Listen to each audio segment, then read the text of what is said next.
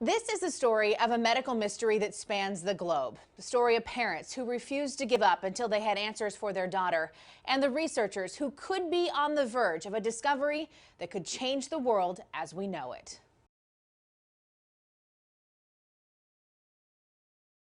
This is Jordan's happy place.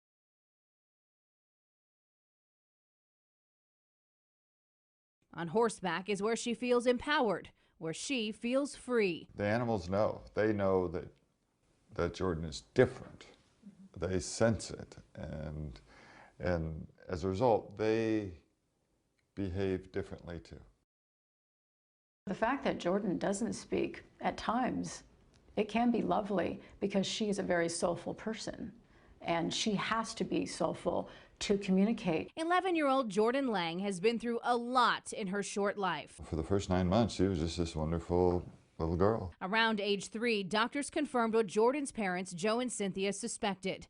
She was dealing with some kind of neurodevelopmental delays, but it would be years before her parents had any concrete answers.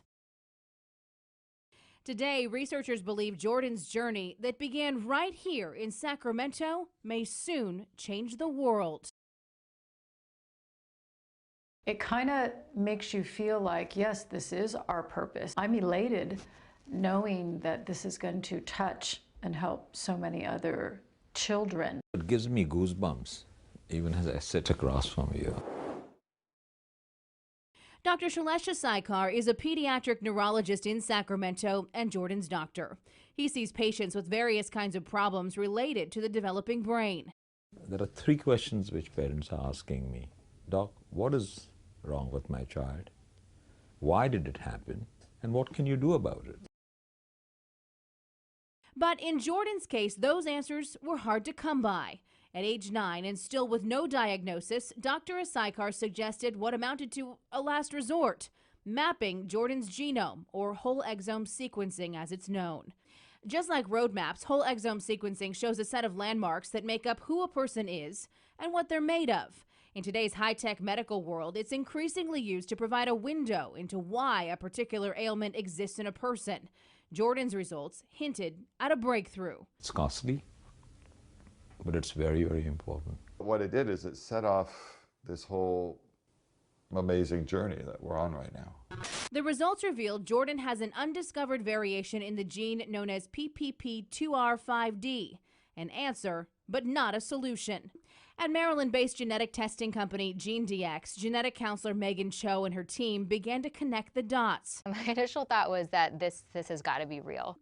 Megan and her team had a eureka moment. They'd seen a similar genetic variation as Jordan's before in a handful of children with similar symptoms across the world. And so we thought that this is probably the answer, even though it was a new disorder that hadn't been described yet.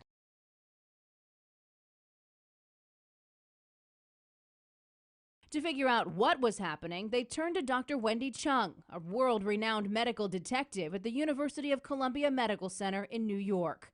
Dr. Chung takes only the most difficult cases that have no answers. One day it dawned on me, Jordan was one of them, that we were seeing changes in the same gene and exactly the same genetic changes that Jordan has really across many, many other children who had very similar symptoms, very similar behavioral challenges. A 2015 study led by Dr. Chung brought the first breakthrough. Researchers linked Jordan's genetic variation to intellectual disability and autism. Jordan was patient number 4 in that study. Now, an international team of doctors from Columbia University Medical Center, Seattle Children's Hospital, and the best of the best from all over the country and the world is set to begin first-of-its-kind research into how the genetic variation can be treated or even reversed. Researchers hope to correct the genetic mutation itself.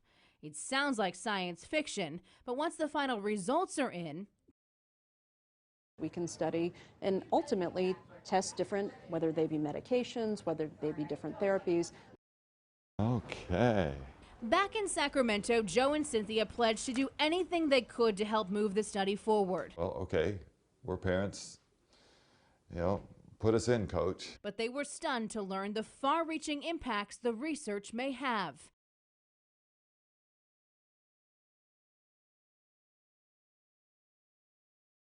Dr. Chung told the Langs the genetic variation found in Jordan is believed to be linked to more than just neurodevelopmental disorders. Much, much more. More generally, for many, many other people around the world that have Alzheimer's, cancer, or even yet unexplored conditions that we haven't even thought of.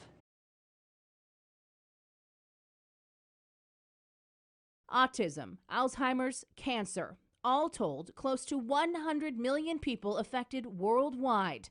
Doctors believe this research could finally bring some answers. My initial thought was, I'm coming here to help my daughter, and now what you're saying is this foundational research into this mutation and ways to reverse it could have impacts that are far beyond anything we had contemplated. Today, at least 28 children worldwide are known to have the same genetic variation as Jordan. Families in Ireland, England, Norway, Sweden, France, Colombia, Costa Rica, and the United States are part of a Facebook group to give support, share their stories, and now their hopes for success. Carol is in Colorado. I know every one of us will keep pushing until we get somewhere. So there's a name and there's a method, and now we just have to execute. Those are serpine genes? These are all serpine genes right now. Nice.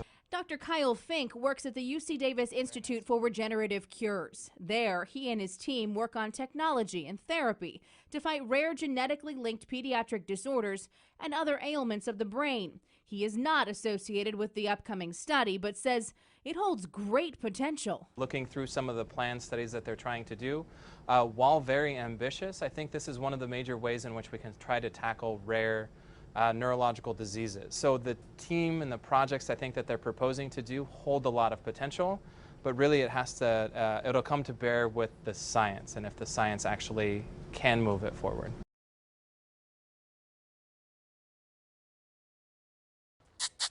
Trot. Come on, Gemini.